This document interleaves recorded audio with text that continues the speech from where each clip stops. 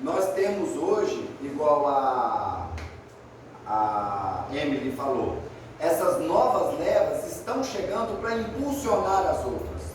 Igual, por exemplo, os cristais, inclusive tem um texto que eu achei muito bonito, eu geral, de vez em quando eu solto ele nos grupos de WhatsApp, falando das crianças cristais, que eles vieram para ajudar os índigos que aqui já estavam a evoluir para o nível de cristais também, né?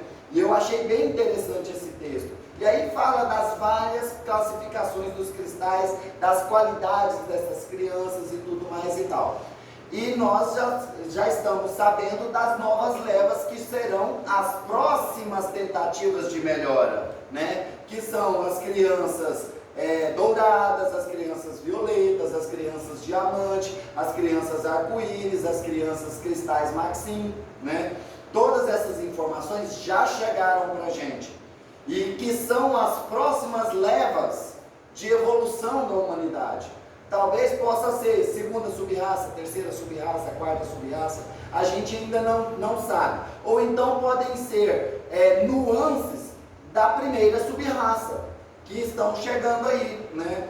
Então a gente falou dessas situações aí, falou das 7 raças raízes, né?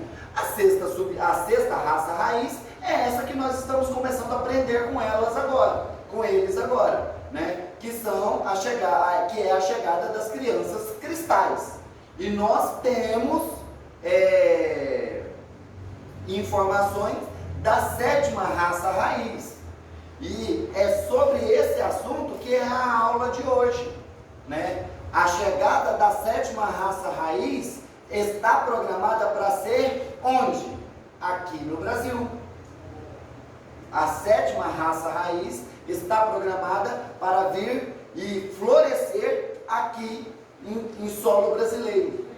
E aí vem a pergunta, mas por que a 7ª raça raiz está sendo convidada para vir povoar justamente aqui no Brasil? Por que não vai para a América do Norte, que é avançada tecnologicamente? Por que não vai para a Europa, que tem um conhecimento cultural? Por que não vai para a Ásia, que é um pessoal já mais espiritualizado? Vai para a Índia, vai para o Japão? Por quê?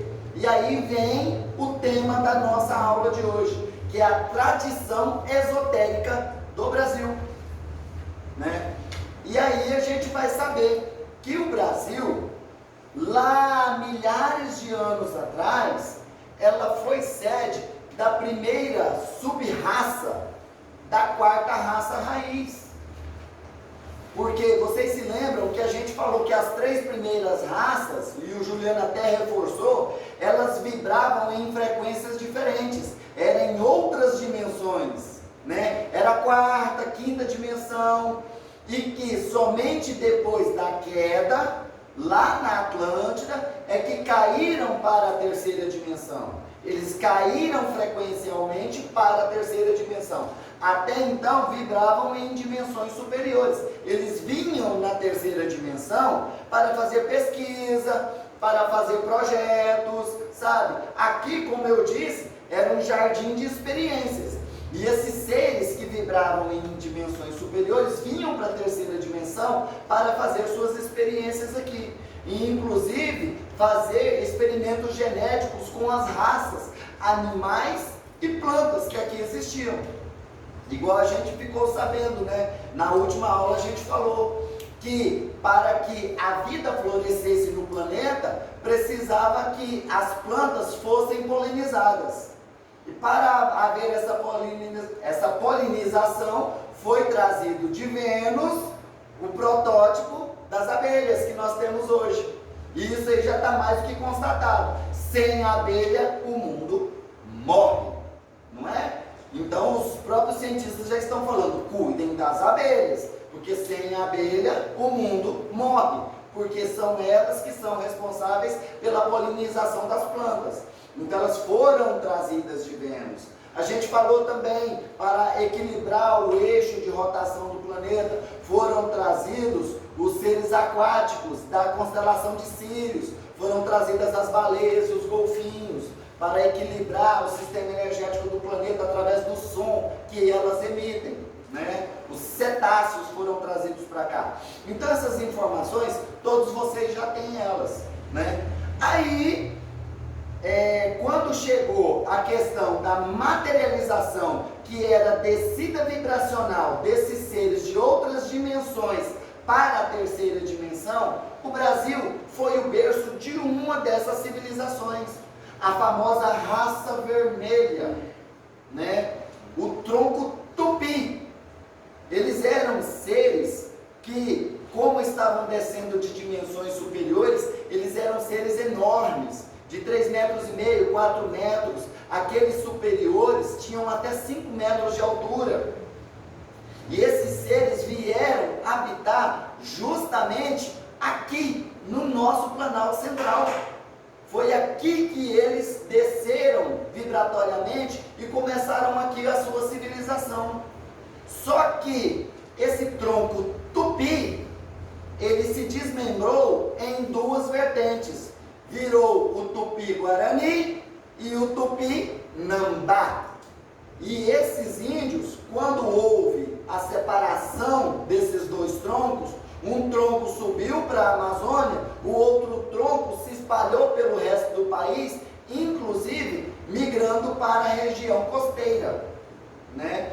E ali floresceram as nações indígenas, espalhadas por todo o país, que são os descendentes dessa raça original, que é a raça vermelha.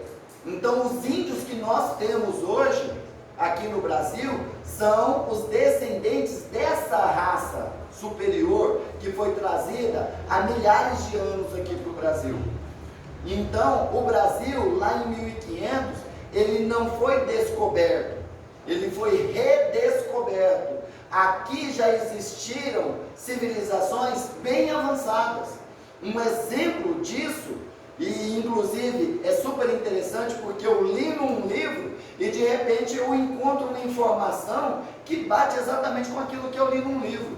A respeito tem um livro chamado A Terra das Araras Vermelhas, que é do Rochester. Nesse livro, ele conta a história do povo que vivia na costa do Espírito Santo. Uma cultura de 40 mil anos atrás, na costa do Espírito Santo, em que eles construíam cidades com conchas do mar. Olha que interessante. Eles utilizavam conchas para construir as casas, os prédios, as ruas, calçar as ruas, e inclusive no livro fala que o cemitério, ele era afastado da cidade, mas os túmulos também eram construídos em conchas. E aí agora, por volta de 2013, 2014, estavam fazendo um trabalho de duplicação de uma avenida, de uma rodovia no litoral do Espírito Santo, se eu não me engano, a BR-101. Estavam fazendo um trabalho de duplicação. E quando foram cavar, fazer as escavações para fazer a galeria de captação de águas pluviais debaixo da rodovia, o que eles descobrem? Os famosos sambaquis, os cemitérios feitos de conchas. Eu falei, gente, se eles entrarem continente adentro escavando, eles vão achar a cidade de Conchas, né? E aí, lá no livro relata que essa civilização, ela foi expulsa do litoral por causa de um grande tsunami que aconteceu na época do afundamento do continente de Mu. Então houve um grande tsunami, eles foram avisados com antecedência, então eles deixaram aquele local e se espalharam por todo o país. E aí criaram-se as etnias de índios que a gente conhece hoje, mas sempre alicerçados pelos troncos Tupi, Tupinambá e Tupi-Guarani, né? E inclusive alguns migraram até para o Paraguai, por isso lá no Paraguai a moeda paraguaia tem o nome de Guarani, né? É em homenagem aos índios guaranis que lá existiam na época da colonização espanhola. Para vocês verem o quanto é interessante a gente juntar essas informações. Lá nesse livro do Rochester, ele fala da origem de alguns nomes que a gente já conhece aqui no Brasil, como por exemplo a Anhanguera. que todo mundo acha que esse nome surgiu com o Bartolomeu Bueno da Silva, né? O bandeirante, que quando ele veio para cá, ele botou álcool na bateia, botou fogo, aí os índios chamaram ele de Anhanguera, que significa diabo velho, né? Mas na verdade esse nome Anhanguera, ele é muito mais antigo, é o nome de um antigo rei da raça vermelha. E aí nós temos também a tribo Aimoré, né? Que inclusive tem rio Aimoré, tem a tribo Aimoré, tem reserva de índios Aimoré, né? Por quê? Porque tinha um rei também, que inclusive é o personagem principal do livro, que se chamava Rei Aimoré. Interessante a gente ver isso, né?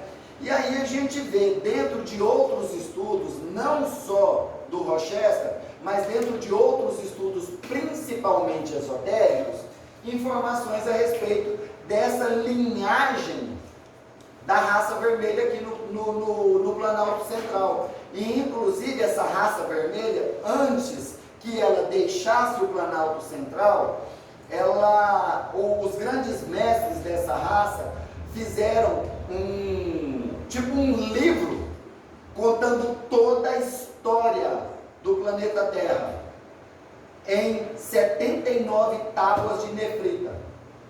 E eles enterraram essas tábuas dentro de uma caverna lá na Chapada dos Veadeiros.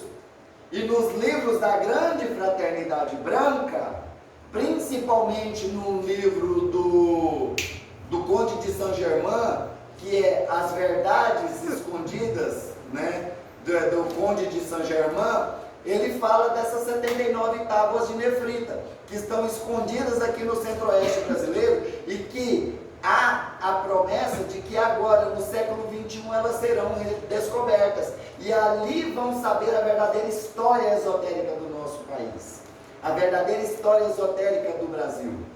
E, inclusive, nesse livro, que As Verdades Reveladas, de Saint-Germain, ele fala também de uma cidade na Amazônia, uma cidade do ouro na Amazônia, e que essa cidade hoje está dentro do leito do rio Amazonas, ela está sob o rio Amazonas, para vocês verem que fantástico, né? E ele dá informações nesse livro lá, até da localização dessa cidade, só que ela está não só assim, coberta por águas, com certeza tem camada de terra por cima dela também, né? Porque senão com certeza já teriam achado, mas ele relata isso também.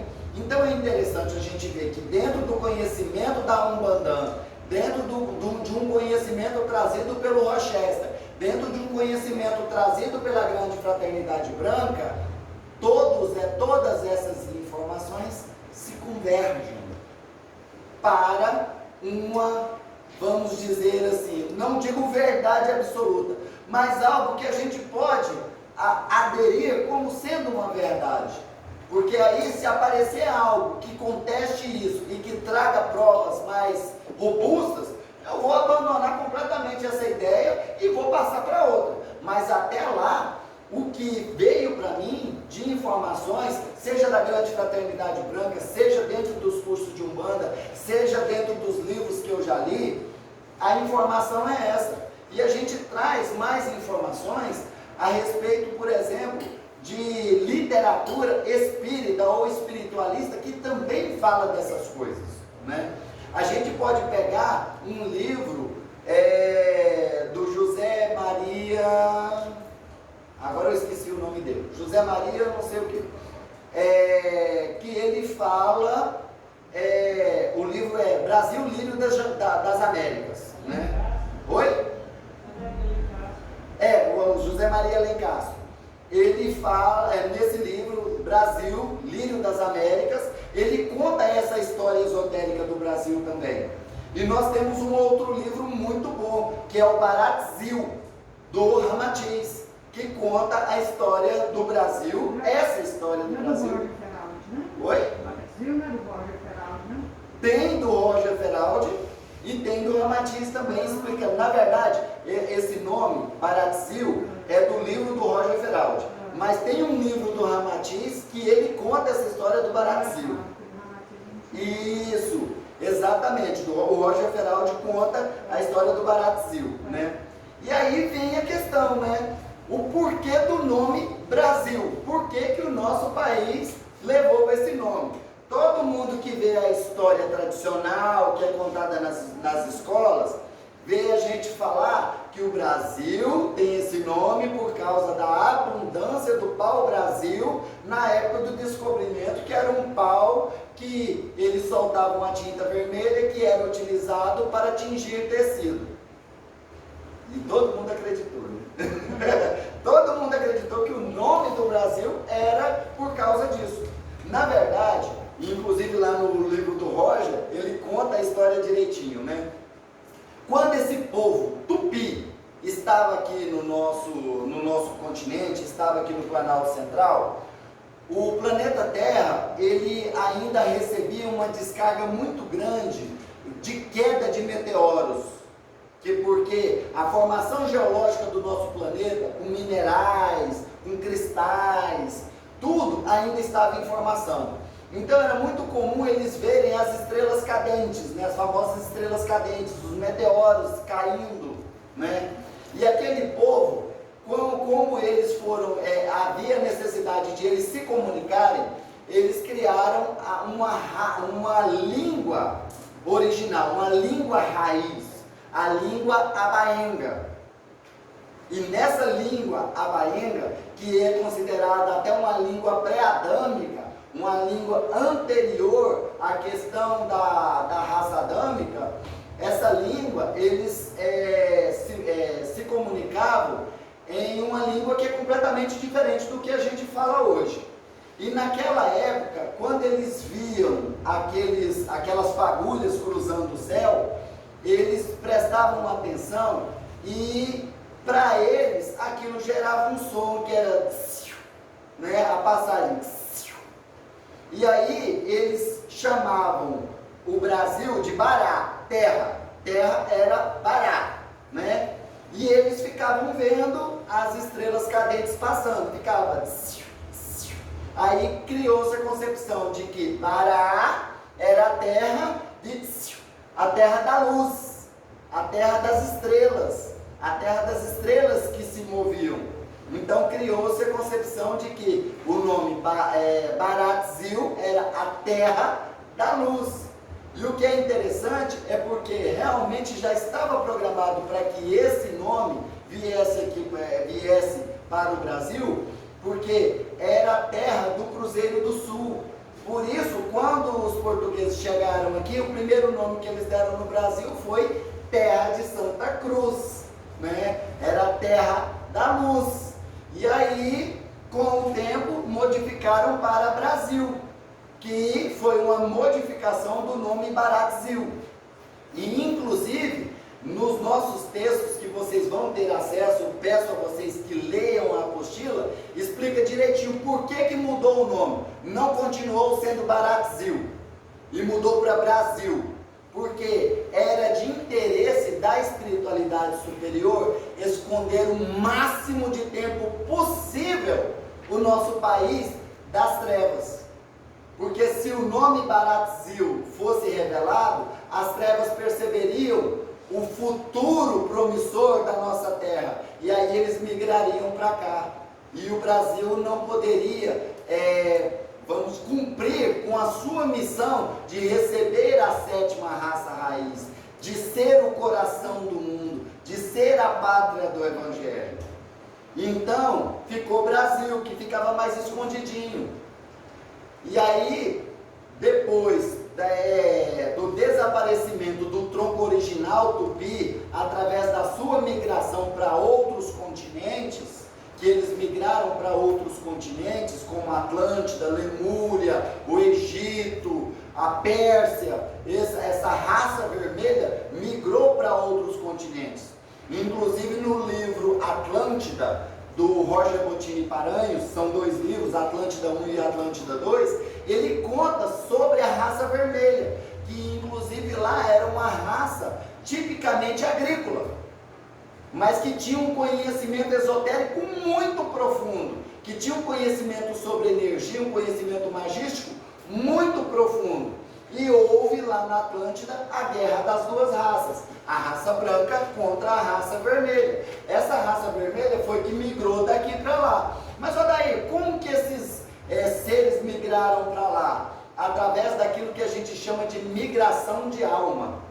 Não é que esses seres entraram em barcos e viajaram de um continente para o outro. Afinal, as grandes navegações, elas só surgiram já ali no século XIV, por aí, que eles começaram a viajar pelo planeta, com as suas naus, né? Com as grandes embarcações que conseguiam viajar de um continente a outro. Então, como que eles faziam essa viagem da América do Sul para a Atlântida, ou então para o Egito, ou então para a Pérsia? Como que foi isso? As migrações de almas. Seres desencarnavam aqui, seus espíritos migravam para outra região e reencarnavam naquela outra região. Da mesma forma em que o Espiritismo prega que o tronco cristão do Espiritismo foi trazido para o Brasil, migrou para o Brasil, né? O tronco que eles chamam de tronco do Evangelho, né? O tronco do Evangelho migrou para o Brasil, ou seja, aqueles baluartes do Evangelho da Europa morreram lá na Europa e reencarnaram no Brasil. Então isso aconteceu naquela época, né? E aqui ficaram os seus descendentes. E aí se espalharam por todo o continente, e inclusive tem índio até hoje que está lá isolado, né? Há pouco tempo atrás encontraram uma tribo na divisa do Brasil com o Peru, e que estavam completamente isolados do contato humano. Tanto que fizeram uma convenção entre os dois países, né? Vamos dizer, cientistas, biólogos, médicos, se reuniram, peruanos e brasileiros, fizeram um acordo e decidiram, não vamos mexer com eles, deixa eles lá, isoladinhos, porque se a gente for lá, a gente vai levar a doença do homem branco para eles, porque eles estão completamente isolados. Então entraram num acordo e beleza, vamos deixar essas tribos isoladas lá. E já foram encontradas daí para cá mais umas 2 ou 3, completamente isoladas do homem branco, da civilização. Isso é fantástico, não é? Pois é. Aí ficaram aqui os descendentes, os herdeiros desses índios, que inclusive se espalharam por toda a América do Sul. Deram origem aos incas, deram origem aos maias, esses seres que habitavam principalmente na região da Cordilheira dos Andes ali, né, que habitaram, que hoje a gente tem várias ruínas, né, de Cusco, de Machu Picchu, lá na Bolívia também, né, tem uma forte influência, acho que é dos incas, né? Então esses povos são, vamos dizer, descendentes do povo vermelho, da raça vermelha, tanto que eles se parecem muito com os nossos indígenas, né? Eles se parecem muito com os nossos indígenas. Por isso que quando a gente vê um venezuelano aí com aquele cartazinho na mão, sou um indígena venezuelano, você olha a mesma coisa de ver um índio brasileiro. Você, a hora que você vai conversar com ele, que você vê que ele está falando espanhol, esse é venezuelano mesmo. Então, eles se parecem muito com os nossos indígenas. E são os descendentes da raça vermelha. Aí o Brasil ficou por milhares de anos escondido, literalmente escondido. Depois da saída da raça vermelha daqui, que a gente encontra em vários livros da Grande Fraternidade Branca, principalmente nos livros da Ponte para a Liberdade, tem muita informação sobre essas civilizações que viveram aqui no Brasil, né? E grandes cidades, né, que foram construídas aqui, grandes civilizações que foram erguidas aqui. Um dos grandes exemplos que nós temos dessas grandes civilizações, e inclusive até do tsunami que trouxe o mar país adentro, nós temos as rochas ali de Paraúna, né, que mostram que ali já houve uma cidade de pedra, né, formações rochosas que mostram que ali já foi uma cidade de pedra, e que inclusive lá a gente encontra conchas do mar, que indica que ali houve uma inundação com água do mar, né, para vocês verem que tudo isso que é trazido, todo esse conhecimento que é trazido, está sendo comprovado pela ciência. Não é coisa de lunático. Isso aí não saiu da cabeça do Odair, ou do Faraldi, ou do Rochester, ou do Ramatiz, ou do pessoal da Grande Fraternidade Branca. Não, é história que aconteceu de verdade. E agora a ciência está conseguindo provar, com os sambaquis, com a descoberta das pirâmides na Amazônia, com a descoberta das ruínas em Paraúna, com a descoberta das ruínas em Terra Ronca. Estão descobrindo que realmente existiram civilizações muito antigas aqui, né? Mas o Brasil ficou escondido. Fazia parte do propósito da espiritualidade superior que o Brasil continuasse escondido durante todo esse tempo. E inclusive isso aí vocês podem buscar em qualquer livro que fale de geologia. A América do Sul é o continente mais antigo do planeta, porque todos os outros continentes já afundaram e levantaram várias vezes. A América do Sul ficou quietinha. A América do Sul é o continente mais antigo do planeta. Então, realmente, ela foi esquecida. Todas as tragédias que acometeram o resto do planeta, o Brasil foi isolado. A América do Sul foi isolada. Ela não sofreu com esses fenômenos, ela não sofreu com essas catástrofes. Ela não sofreu com esses processos de extinção em massa, de transição que o resto do planeta sofreu. Estava sendo preparado para um propósito maior.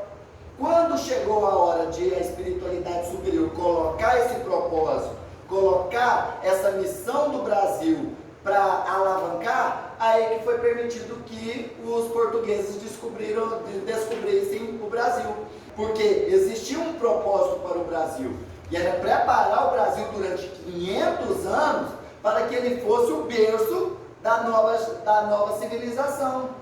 Ele fosse preparado para receber essas novas civilizações, né? Então, o Brasil foi descoberto em 1500 e a partir de 1500 começaram os processos de migração aqui para o Brasil. Primeiro vieram os portugueses e aí depois já estavam aqui os índios e depois esses portugueses, eles tentaram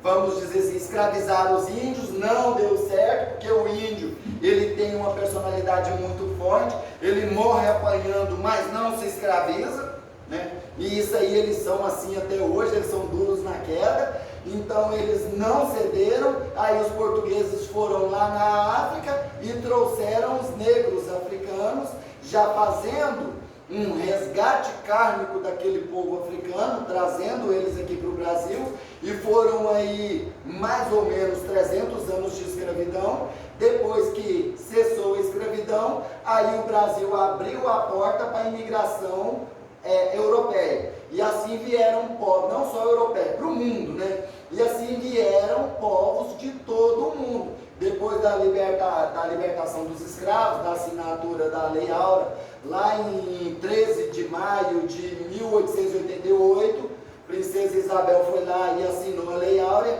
decretando a abolição da escravatura no Brasil. Então, houve a necessidade de que o Brasil recebesse nova mão de obra. Então, o Brasil se abriu para a imigração. E aí vieram povos de todo o mundo. E de 1888 a 1908, 20 anos apenas, foi o prazo que o Brasil precisou para receber povos o suficiente para que esse conhecimento viesse à tona de novo. Em 1908 surge a Umbanda, trazida pelo caboclo Tupinambá.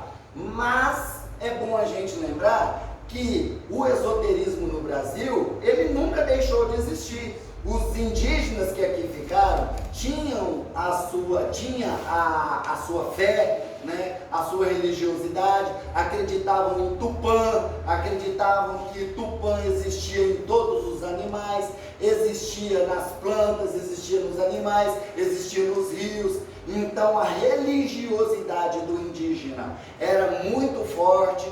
Quando vieram os portugueses, trouxeram o cristianismo, trouxeram a raiz do cristianismo. Um exemplo disso foram os evangelizadores que vieram para tentar catequizar os índios, né? O padre José de Anchieta é um bom exemplo disso. E também vieram os negros que vieram da África e trouxeram as religiões de matriz africana, que geraram o candomblé e o que lá é chamado de vodum, né? Que hoje é muito conhecido principalmente na região do Maranhão, o voodoo, né? Então, eles trouxeram todo esse cabedal de conhecimento para que fosse preparado um novo território, para que o conhecimento a Umbanda viesse novamente para o planeta Terra. Eu falei para vocês na aula passada que esse conhecimento foi trazido de sírios, né? Que quando os sirianos foram trazidos para a Terra, vieram para a Terra, foram exilados aqui para a Terra, depois da Guerra de Sírios, vieram também, vamos dizer assim, missionários, que vieram como guias desse povo que veio para a Terra. E aí eles trouxeram esse conhecimento, que na época se chamava Aumprão. Só que o mau uso desse conhecimento, utilizando ele para fazer coisa errada, para manipular a energia de forma errada, esse conhecimento foi retirado do planeta Terra e foi levado para o espaço. E lá esse conhecimento ficou por milhares de anos. Aí em 1908 veio o caboclo Tupinambá, o caboclo das 7 encruzilhadas, e falou: agora o Brasil está pronto para receber esse conhecimento, para que esse conhecimento retorne. E aí ele veio e trouxe esse conhecimento para o Brasil. Trouxe a Umbanda, né? Que na verdade quem leu a história fala que ele sabe que ele falou que o nome era Aumbandã, né? E esse Aumbandã é uma mudança do nome que era conhecido na Atlântida como Aumpran. E lá na Atlântida, essa Aumpran era tão poderosa que eles até mesmo manipulavam o frio com este conhecimento. Eles manipulavam a energia porque eles sabiam das leis divinas, então eles conheciam as leis da energia, eles conheciam as leis da natureza, então eles manipulavam a energia com muita maestria. Mas quando veio a guerra das duas raças, eles utilizaram esse conhecimento para poder fazer coisa errada. E aí a espiritualidade superior, que é considerada a confraria dos espíritos ancestrais, que para nós nada mais é do que a grande fraternidade branca, né, que foi trazida para cá há 18 milhões e 600 mil anos atrás, tendo como seu regente supremo Sanat Kumara, né, que ele veio de Vênus com o propósito de salvar a humanidade terrestre, né? Então eles trouxeram todo o conhecimento, mas viram que a humanidade estava utilizando esse conhecimento de forma errada, então pegaram esse conhecimento e recolheram. Deixaram milhares de anos e depois, agora em 1908, resolveram trazer para a humanidade. Claro, de forma, vamos dizer assim, gradativa. Não vieram e despejaram tudo de uma vez. O conhecimento está todo aqui. Não, o conhecimento ele chegou assim de forma bem básica, bem simples. Por isso a Umbanda, ela surgiu como uma religião originalmente brasileira, mas muito simples. Ela não tinha sido codificada, não existia um livro base da Umbanda, como dentro do cristianismo, né?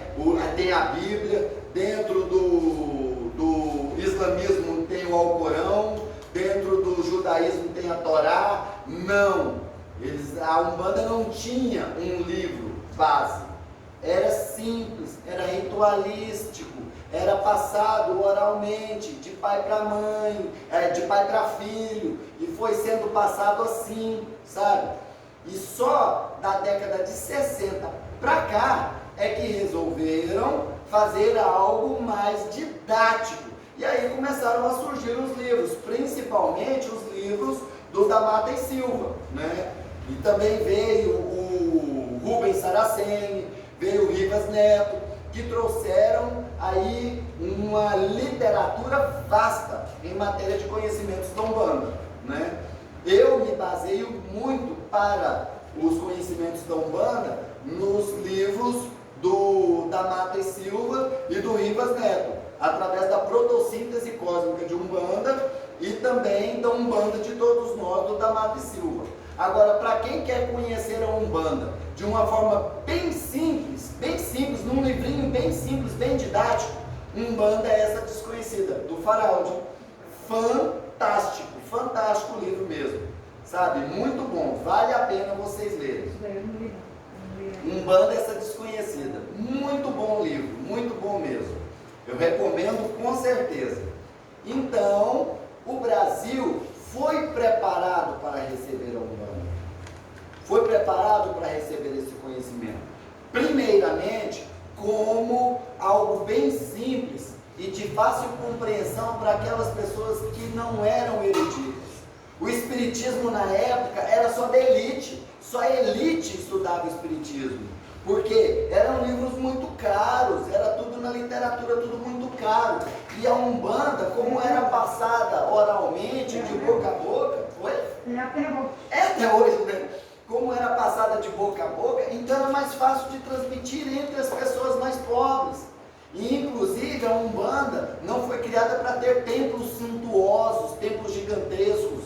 A Umbanda foi criada para ter as famosas tendas, né? Eram os terreiros de Umbanda, eram as tendas de Umbanda, para que as pessoas pobres pudessem frequentar, para que aquelas pessoas mais humildes pudessem aprender ali, né? Então, a Umbanda veio lá em 1908, através do Zélio e do Caboclo das Sete Encruzilhadas, e de lá para cá ela vem sofrendo várias modificações, aperfeiçoando em alguns pontos, estragando em outros, misturando coisas. Por exemplo, uma das coisas que foi bem misturada foi a questão do sincretismo religioso, né? Que houve uma junção da Umbanda com outras religiões. O sincretismo trouxe coisas do candomblé para dentro da Umbanda, trouxe coisas do cristianismo para dentro da Umbanda, que ficava mais, vamos dizer, mais cômodo, mais aceitável para as pessoas de outras religiões adotarem a Umbanda como a sua religião original, né? Igual, por exemplo, dentro do sincretismo a gente vê aí a questão da, vamos dizer assim, personificação dos orixás na pessoa dos santos, né? Então aí a gente vê, falar assim, Ogum, inclusive eu estou com a camiseta dele aqui, São Jorge, Oxóssi, São Sebastião, Orixalá ou Oxalá, na personificação de Jesus. E assim foi com todos os orixás, ganhando roupagens de santos católicos. Por quê? Porque aí era mais fácil da Umbanda ser aceita pelos católicos, né? E inclusive há os relatos que os negros, eles adotaram os santos católicos para personificar os orixás, para que eles pudessem cultuar os seus orixás dentro das igrejas católicas, sem que houvesse proibição, né? Então, eles estavam lá, por exemplo, orando para Oxóssi e estavam olhando para a imagem de São Sebastião, mas estavam orando para Oxóssi. Se por acaso o padre chegasse e perguntar, você está orando para quê? Para São Sebastião. Né? Então há essa concepção também de que durante a escravatura, principalmente dentro do processo de evangelização dos escravos, de catequese dos escravos, isso aconteceu, né? Que aí eles preferiram fazer o seguinte, não, vamos fazer isso para que nós possamos cultuar os nossos orixás, os nossos deuses ancestrais, da mesma forma que eles cultuam os santos deles, e sem que nós sejamos proibidos de cultuar os orixás. E, inclusive, isso aí é histórico e é facilmente comprovado quando vocês vão naquelas igrejas muito antigas em cidades históricas, vocês vão ver que de fora da igreja existe tipo um puxadinho. Esse puxadinho é onde os escravos ficavam para assistir à missa, porque eles não tinham permissão de entrar na igreja. Então eles ficavam do lado de fora, debaixo desse puxadinho, para poder assistir à missa. Eles não tinham a permissão de adentrar na igreja, né? Para vocês verem a dificuldade que esse povo enfrentou aqui, né? Para poder resgatar as suas dívidas espirituais, né? Porque infelizmente lá na África se utilizaram também dos conhecimentos espirituais, dos conhecimentos sobre magia, e se utilizaram desse conhecimento de forma errada. Então o povo africano precisava receber essa oportunidade de redenção. E essa oportunidade de redenção, ela tinha que vir, mas acompanhada também de sofrimento, né? Então por isso eles vieram para as Américas sendo escravizados e sofreram aqui com mais de 300 anos de escravidão, com mais de 300 anos de dor, de sofrimento. Mas o propósito da espiritualidade superior era o quê? Era os limpar energeticamente de toda a energia negativa que contraíram com magia negra lá no continente africano. Então eles vieram para cá para haver o resgate energético desse povo. E graças a Deus eles conseguiram. Tanto que se enraizaram na população brasileira, que hoje é muito raro. Eu acho que não existe um brasileiro que, se você for tirar o sangue dele, não tem pelo menos uma gotinha de sangue dele. Na verdade, eu acho que tem a mistura de tudo que está aqui, né? Se for buscar, vai ter europeu, vai ter asiático, vai ter indígena, vai ter negro, tudo no nosso sangue, né? Então o Brasil precisou dessa mistura. Oi? Essa pesquisa já foi feita lá nos Estados Unidos. Exatamente, e realmente é assim, não é? Tem sangue de tudo misturado. E a gente lá que odiava o muçulmano, porcentagem de sangue muçulmano. Tinha porcentagem de sangue muçulmano, né? Para vocês verem que maravilha, né? Então a ideia é justamente essa. É parar com esse negócio de raça isso, raça aquilo. Não, é raça humana, uma raça só. E aqui no Brasil isso foi bem perpetuado. Essa mesclagem, essa mistura foi muito bem feita. É por isso que a raça brasileira é a que é apontada para ser o berço da sétima raça raiz. Por isso o Brasil está sendo preparado para ser a pátria do Evangelho, para ser o coração do mundo no terceiro milênio, né? E aí vocês me ouviram falar, confraria dos espíritos ancestrais, né? Que são, vamos dizer, os regentes espirituais do nosso planeta. Dentro da apostila vocês vão ler várias vezes, confraria dos espíritos ancestrais, que para nós, que já estudamos sobre a grande fraternidade branca, é nada mais, nada menos do que a grande fraternidade branca, né? Essa confraria de espíritos que trabalharam, vamos dizer assim, na evolução da humanidade, nos cuidados com o planeta Terra. Tudo isso foi orquestrado por inteligências superiores, por inteligências maiores, seres que vieram para ajudar a humanidade, seres que vieram para impulsionar a humanidade, que inclusive eu contei para vocês na nossa primeira aula. Eles vieram e estavam nos planos superiores. Shambhala foi construída em dimensões superiores, foi construída em planos etéricos superiores. E de lá de cima eles ficavam intuindo a humanidade aqui. Seria mais ou menos igual o Emmanuel com o Chico Xavier. O Emmanuel estava num plano superior e orientando o Chico Xavier aqui no plano terrestre. Só que a turma daqui não queria ouvir. Era aquele negócio, a história assim, né? O errado é mais fácil, então vamos fazer o errado. Estava lá o mestre Ascenso orientando para aquele irmão caminhar para o caminho da luz, e aquele irmão preferia caminhar para o caminho escuro.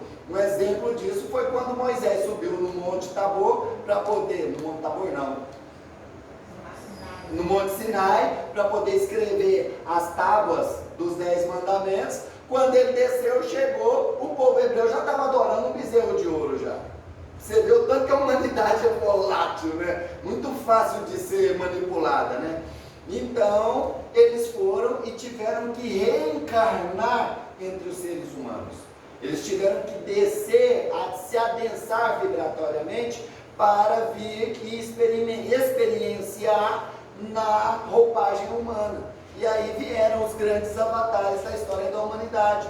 A gente pega aí Zoroastro, Buda, Jesus, Moisés e vários outros mestres que vieram. Os mestres ascensos, a gente pega aí Confúcio, Mestre Lando, Mestre Kuthumi, Serapis Bey, Mestre Larion, Mestre Anada, Mestre Rovena, né? Mestre Elmória. Todos esses mestres, eles vieram para o plano terrestre em várias épocas para ajudar a impulsionar a humanidade, né? E isso aconteceu aqui no Brasil também. Mestre Saint Germain também reencarnou aqui no Brasil. Ele também veio para o seio da raça vermelha aqui.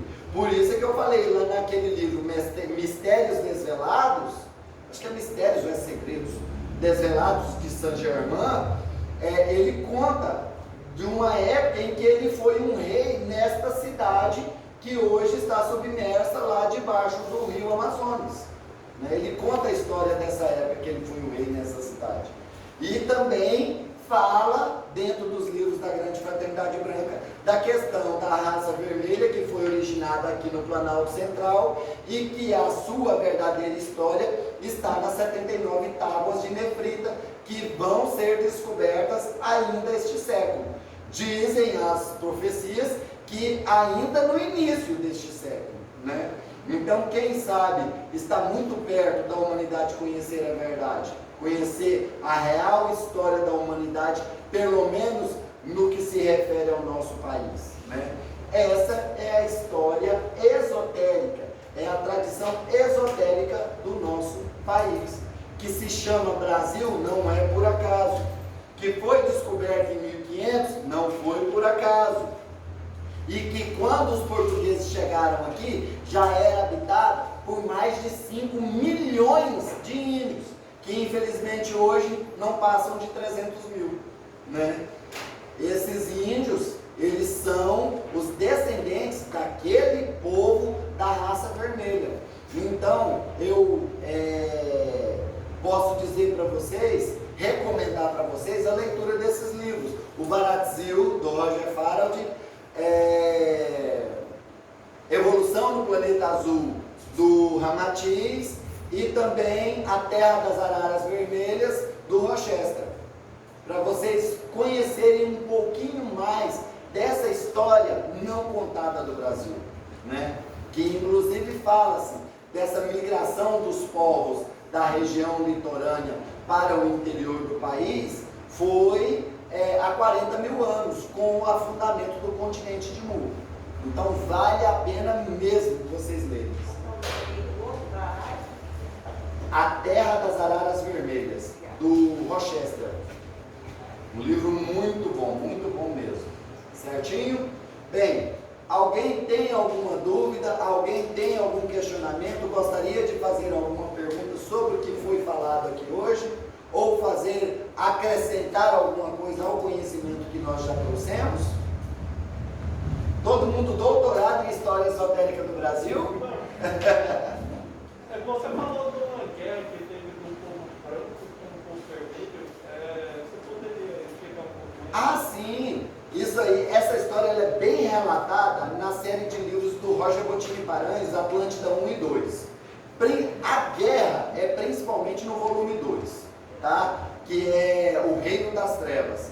É porque é o seguinte, Atlântida, ela era um grande continente e tinha uma área que era extrema, assim, vamos dizer assim, predominantemente rural, e tinha uma área predominantemente urbana. É mais ou menos o que acontece hoje aqui no Brasil, né? Tem as grandes cidades, mas também tem as suas áreas rurais. E lá na Atlântida existia isso. O continente era praticamente dividido entre as grandes cidades e as áreas rurais. As grandes cidades, elas eram dominadas predominantemente pela raça branca. Essa raça branca eram seres que tinham sido trazidos também em exílio aqui para o planeta Terra. Inclusive lá no livro fala do exílio dos capelinos, que aconteceu há 14 mil anos atrás. Esses capelinos vieram e reencarnaram na Atlântida, né? E eles reencarnaram dentro da raça branca. E dentro da raça vermelha existiam os descendentes da raça vermelha que tinham migrado para aquele continente. Ou seja, os espíritos da raça vermelha tinham migrado para aquele continente. Inclusive lá no livro fala-se que o líder dessa raça vermelha era o Atlas, que gerou o nome de Atlântida, né? Que Atlântida significa terra de Atlas. Então Atlas era o líder da raça vermelha e tinha a raça branca. Essas duas raças viveram em harmonia durante milênios. Numa boa, a raça vermelha produzia alimentos para que a raça branca pudesse consumir na cidade, e a raça branca fornecia também equipamentos, como as vimanas, que eram as naves que eles produziam, movidas através da energia frio, para poder ajudar na produção da raça vermelha. Então existia aí um balanço equilibrado, existia uma harmonia muito grande. Essa raça vermelha, por estar em contato com a natureza, então eles tinham um grande conhecimento sobre a energia frio e também sobre outras leis da natureza, sobre outras energias. A raça branca era uma raça tipicamente da cidade, mas também tinham os seus grandes templos, principalmente na capital, que era Poseidones. Então tinha os grandes templos lá, o templo do sol, o templo da lua, o templo da luz, vários templos. E relata lá no livro que esses templos sempre eram em forma de pirâmides. Para quem assistiu aquele filme As Leis do Sol, vão se lembrar, né, das formações das pirâmides, que é lá dentro de Atlântida, né? Eu recomendo a vocês que assistam esse filme, vale a pena, As Leis do Sol, tá? Tem ele no YouTube, é muito bom. É desenho animado? É, mas dá uma aula e ensina maravilhosamente a gente, e inclusive explica essa questão da vida de Sanat Kumara de Vênus, claro, com uma visão budista, afinal ele foi produzido pela Toei Animation, que é japonesa, né? Então eles trazem uma visão budista dessa questão da vinda de Sanat Kumara de Vênus, que eles chamam de Elcantari, né? Que era um ser regente de Vênus que veio para a Terra e aqui semeou as novas civilizações. É muito interessante você ver a história da grande fraternidade branca trazida pelos conhecimentos teosóficos, o conhecimento trazido pela série de filmes As Leis, né? Que tem as leis místicas, as leis da eternidade, as leis do sol e as leis eternas, né? As leis da eternidade são vários livros, vários filmes, né? Que contam várias situações bem interessantes que, se você for ver, o conhecimento se casa perfeitamente com os ensinamentos trazidos pela Helena Blavatsky, que fundou a Sociedade Teosófica, né? Então é fantástico a gente ver essas informações. Voltando à Atlântida, essas duas raças, em um determinado momento, a raça branca pôs na cabeça que, por eles terem controle tecnológico, por eles serem os seres, vamos dizer, superiores, eles se consideraram tecnologicamente, intelectualmente, magisticamente, eles se consideraram superiores à raça vermelha e começaram a querer dominar a raça vermelha, a escravizar a raça vermelha. A raça vermelha reagiu e as duas raças entraram em guerra. E lá no livro fala que essa guerra foi uma guerra absurdamente grande. Que o que a gente viu, o que a gente presenciou na Segunda Guerra Mundial é praticamente nada perto do que aconteceu na Atlântida. Porque eles conseguiam promover verdadeiras explosões nucleares utilizando de antimatéria, utilizando a energia do Sol Negro, utilizando o frio para poder produzir armas, de extermínio em massa. E o que aconteceu?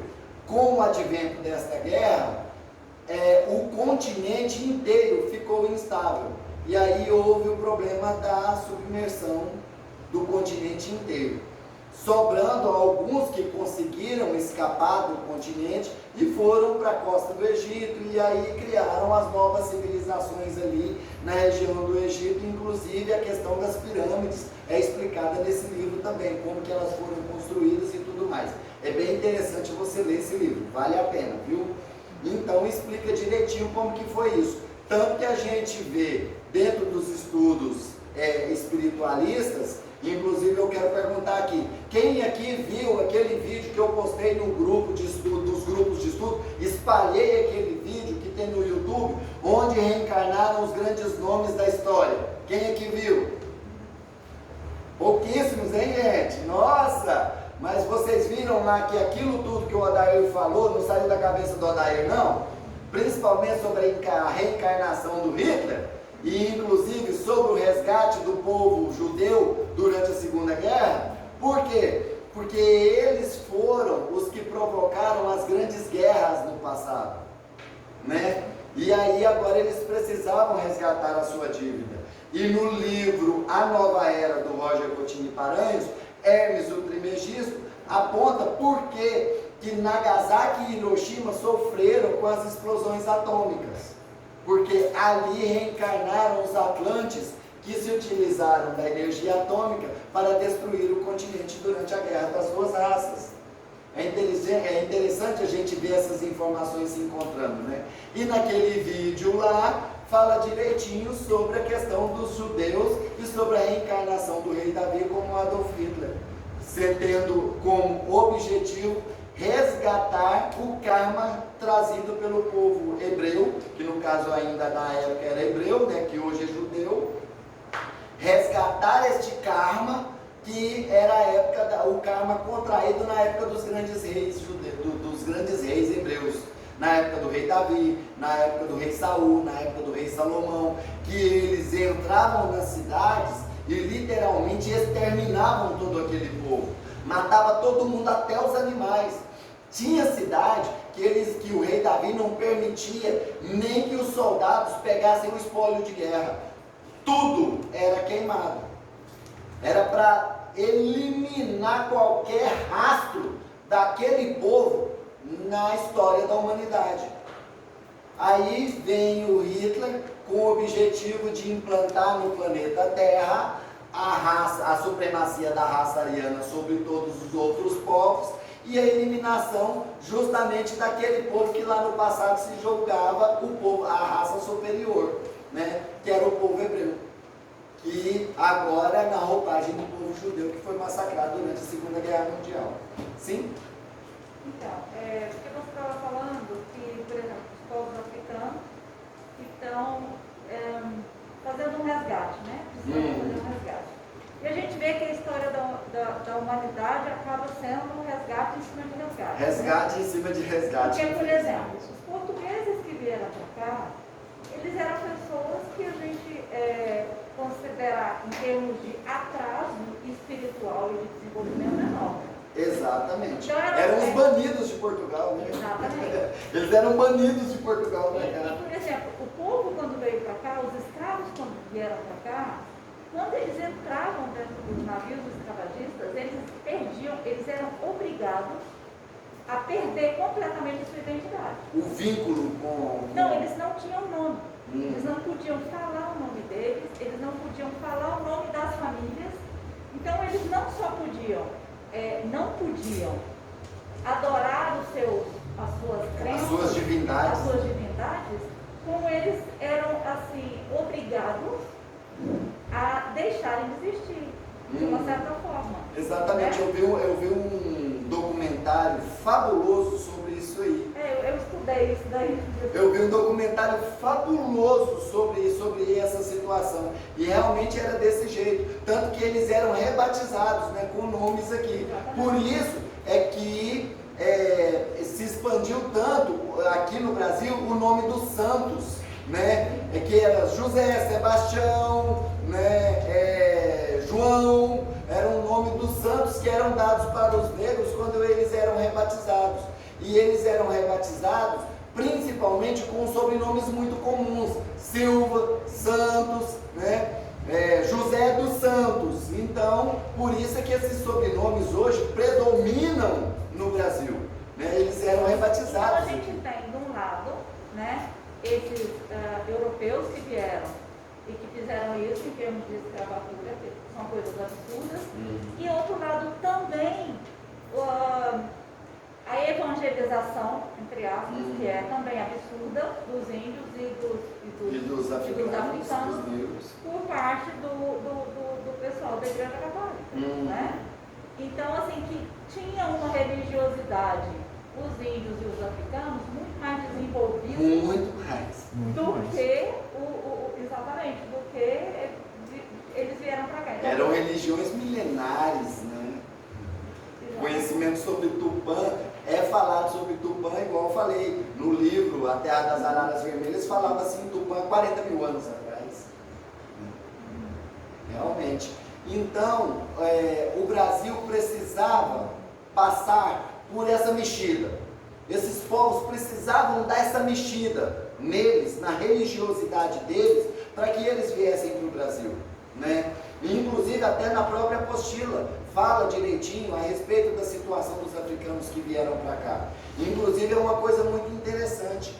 Os portugueses, eles não chegavam na África e saíam continente afora laçando africano, não. Eles chegavam lá na costa da África, nos portos, na costa da África, e já estavam lá separadinhos os negros que seriam vendidos para os portugueses. Por quê? Porque existia uma guerra lá dentro entre as etnias, entre os próprios africanos já existia guerra. Um povo invadia, uma tribo invadia outra tribo, matava todo mundo, e aqueles que eram jovens e que poderiam ser vendidos como escravos eram capturados e trazidos para a costa para serem vendidos para os portugueses. Os próprios africanos se matavam lá, e isso a gente vê até hoje, né? Igual, por exemplo, a gente vai pegar aquela questão que teve lá, agora eu acho que na década de 90, um massacre entre Tutsis e Hutus, né? Foi extermínio de uma raça matando a outra. E o pior é que quando o continente africano foi colonizado pelos europeus, os europeus foram lá, pegaram o mapa do continente e saíram riscando e falaram, ó, isso aqui vai ser um país, isso aqui vai ser outro, isso aqui vai ser outro, isso aqui vai ser outro, isso aqui vai para a França, isso aqui vai para a Inglaterra, isso aqui vai para a Holanda, isso aqui vai para a Itália, isso aqui vai para tal lugar, isso aqui vai para tal lugar, isso aqui vai para Portugal, tanto que tem país na África que falam português, né, que foram colonizados por Portugal, e eles esqueceram de um pequenino detalhe. Eles colocaram dentro de um mesmo país várias etnias que eram inimigas ancestrais, milenares, colocava dentro de um país só. Aí o que acontecia? Uma etnia queria prevalecer sobre a outra, e dá-lhe guerra civil em tudo que é país na África, e dá-lhe morte, e dá-lhe tragédia, em todos os sentidos lá na África. Por isso é que a África, infelizmente, tem um continente ancestral, um continente muito antigo, de uma civilização muito antiga, com um conhecimento muito grande, mas que não evoluiu. E a gente vê a África passar pelo que a África passa hoje. Pobreza, miséria, guerras em todos os lugares, destruição, genocídio, todo tipo de coisa ruim. Por quê? Porque a África, no fritar dos ovos, foi muito mal gerida, foi muito mal administrada, com guerra entre povos e com utilização da magia negra, que era muito forte lá. E inclusive esse documentário que eu estudei lá sobre a África falava justamente do uso da magia lá na África, através do Vodum, né? Que ela é Vodum, né? Lá é chamado de Vodum. E aí veio a questão da utilização da magia negra. Uma tribo queria destruir a outra, essa tribo fazia magia negra, fazia pacto com seres demoníacos para que ela conseguisse vencer a outra tribo. E para isso, eles pegavam membros dessa outra tribo e ofereciam em sacrifício para esses deuses, que na verdade eram seres espirituais trevosos. Hoje nós já sabemos, né, que eram arcontes, que eram reptilianos, que eram draconianos, né? E que esses líderes desses povos faziam sacrifícios para esses seres, né?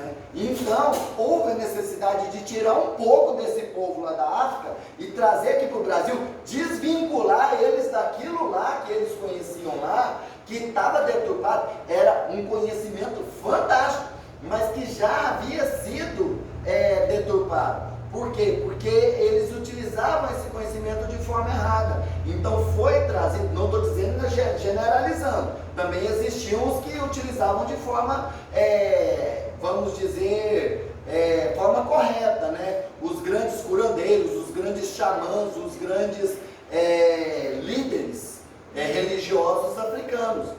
Eles utilizavam de forma correta, mas tinham muitos que utilizavam de forma incorreta. Então foi necessário que esses povos viessem trazidos para a América, para as Américas, para que eles fossem desvinculados daquela energia lá. Por isso é que era estabelecido. A partir dali, eles eram proibidos de se comunicar na língua deles, eles eram proibidos de falar na religião deles, eles eram proibidos de falar dos povos deles, os nomes deles. E inclusive, jamais uma mesma família era vendida para um só fazendeiro. Eles eram espalhados para que eles não criassem vínculos, para que eles não mantivessem vínculos familiares e pudessem se rebelar.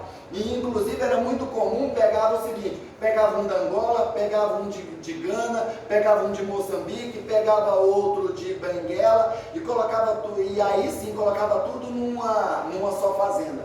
Porque a dificuldade do idioma entre esses povos dificultava a relação entre eles. E aí era mais fácil de impor para eles que eles se comunicassem no português, que era a língua portuguesa. E aí eles se desvinculavam de suas raízes. Muito interessante a gente parar para pensar nisso, né? Mas mesmo assim, ainda sobreviveu muita coisa dentro das senzalas, com as velhas mães, né, que praticavam os seus cultos de forma escondida dentro das senzalas. Muitas vezes os senhores das fazendas, eles até permitiam, mas permitiam assim que fosse escondido. Dentro da fazenda dele não podia, outros fazendeiros não podiam saber que lá dentro da fazenda dele estavam fazendo cultos africanos, né? Isso aí tem um livro que é muito bom, se chama O Escravo Bernardino, que conta a respeito desses cultos, sabe? Dos cultos que eram feitos dentro das senzalas, da religiosidade africana sendo mantida dentro das senzalas, o que originou o que nós hoje chamamos de candomblé, né? Então é bem interessante a gente ver essas informações aí sendo trazidas dentro da história tradicional. Você estudou lá na faculdade, estudou lá na universidade, estudou no mestrado, no doutorado, você viu isso, e a gente vê essas informações também em livros espíritas e espiritualistas. As informações se convergindo. Isso é muito importante, né? Mais alguma questão, alguma dúvida, gente? Alguma coisa que vocês queriam acrescentar? Nossa aula de hoje rendeu, né? Porque não tinha o data show, então o Odair falou o tempo inteiro, né? Alguém tem alguma dúvida sobre o que eu falei aqui? Ou alguém queria acrescentar alguma coisa? Eu falei de coisas muito polêmicas, né? Igual, por exemplo, falar que a escravidão no Brasil foi um resgate para os povos africanos, né? O Odair é absurdo. Como que o Odair fala um negócio desses? Como que o Odair fala um trem desse? A escravidão foi um momento negro na história do Brasil. É absurdo falar isso e patati e patatá. Gente, desde que o ser humano descobriu que eu podia ser mais forte que o Ângelo e que se eu descesse o braço no Ângelo eu ia escravizar ele, a humanidade começou a escravizar, gente. A gente vê lá na história das civilizações antigas, sempre existiram escravos. Os próprios hebreus tinham escravos, porque os povos que eles dominavam, eles escravizavam. Os romanos tinham escravos, os persas tinham escravos, os gregos tinham escravos, os cristãos tinham escravos. E aí, Profetas da Bíblia também. também os profetas da Bíblia tinham escravos. E aí agora vamos jogar pedra na escravidão no Brasil. Gente, são processos pelos quais a humanidade precisou passar. São processos que a humanidade precisou aprender pela dor. Pela dor. E é uma questão da gente parar para pensar. Ótimo, tá certo que hoje o negro não tem o reconhecimento que ele merece aqui no Brasil. Existe preconceito, existe racismo. Essa semana eu vi uma reportagem aí que foi uma declaração explícita de racismo. Uma pessoa que não deixou um entregador entrar no condomínio porque ele não era negro não, gente. Era só a pele mais escurinha um pouquinho. Sabe? O cara era um pouco mais escuro que eu. Não pôde entrar porque era negro e negro não entrava no condomínio e tudo mais. Infelizmente a gente vê isso, sabe? A gente ainda vê isso. Mas, se a gente for parar para pensar, graças a Deus, essas pessoas, esses negros que vieram para cá, deixaram as suas sementes aqui e os seus descendentes estão aí hoje fazendo parte da população brasileira. Eu tenho sangue negro correndo nas minhas veias. A minha mãe vem de uma família de negros. A minha mãe é negra e vem de uma família de negros. Eu tenho tio que ele falta lumiar de tão escurinho que é, bem negro mesmo. Então eu tenho sangue negro nas minhas veias. E eu tenho certeza que se a gente for fazer uma pesquisa aqui, todo mundo tem. Pelo menos uma gotinha de sangue negro tem. Pois é negro, é indígena, com certeza nós temos. Então, esses espíritos, quem garante que eu não fui um daqueles pajé macumbeiro lá da África, que fez muita coisa errada lá na África? E quem garante que em uma outra encarnação eu não fui escravo aqui no Brasil e comi na tábua igual o periquitinho aqui para poder aprender? E ainda não aprendi, né? Porque na última fui parar na Alemanha e fui fazer merda lá na Segunda Guerra Mundial. Ainda não aprendi. Agora eu estou passando por um novo processo de aprendizado. E mesmo assim ainda vivo batendo cabeça. Para vocês verem o tanto que o ser humano é difícil, né, gente? Mas a espiritualidade não desiste da gente. Ontem, por exemplo, teve uma pessoa que ela me perguntou, Adair, mas o ser humano vai errando e errando e errando, e a espiritualidade vai dando nova chance, nova encarnação, e tem gente que ao invés de melhorar, é igual ela falou assim, ó, eu vim para pagar 50 e saí devendo 500, aí eu vim para pagar 500 e saí devendo 1000, como que é essa situação? É eterno isso? Aí eu falei, não. Chega num ponto em que a espiritualidade decide pelo que está acontecendo agora no planeta Terra. Exílio, expurgo planetário. Aqueles espíritos que a espiritualidade vem batendo, vamos dizer assim, malhando em ferro frio com eles há milhares de anos, agora vão ser retirados daqui do planeta. Dentro do processo de transição planetária, esses espíritos estão sendo retirados aqui. É um processo longo, leva até mais, dizem que leva 100 anos. Eu acho que até mais de 100 anos esse processo vai levar. Ele já começou lá na década de 50 e ele vai se arrastar pelo século 21 inteirinho. Eu acho que vai se arrastar pelo século 21 inteirinho. O Emmanuel, acho que é o Emmanuel mesmo. Não, peraí, é outro sim. Não, é o Emmanuel mesmo. Ele fala que o planeta Terra só vai ser um planeta de regeneração plena a partir de 2057. Para vocês verem, né? Então, 100 anos. E eu acho que ainda vai ter muita imbira para limpar depois de 2057. Então, a humanidade está passando por esse expurgo, está passando por essa separação do joio e do trigo. Aqueles espíritos que não mais se compatibilizam com as energias terrenas, que não se compatibilizam com a mudança energética do planeta Terra, vão ser levados daqui, vão ser retirados daqui.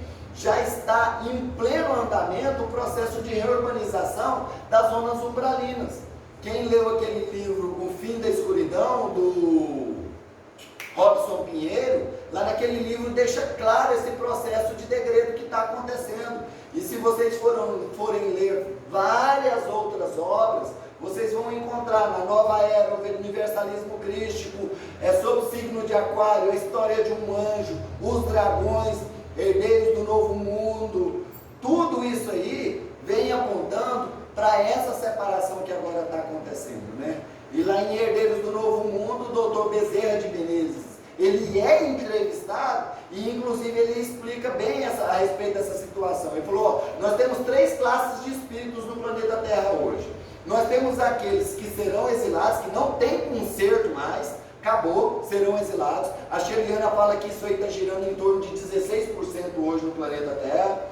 Tem aqueles que ascensionarão para dimensões superiores, alguns até voltarão para os seus planetas de origem, que a Sheliana fala que hoje está em torno de 22%, não acredito que esteja nisso tudo, tá? E tem aqueles que estão no meio do muro, que estão em cima do muro, que estão no meio, aqueles que a Sheliana fala que são os não despertos, né? Aqueles que ainda estão dormindo, que é a grande maioria. O doutor Bezerra de Menezes fala, o nosso grande problema hoje são esses aí.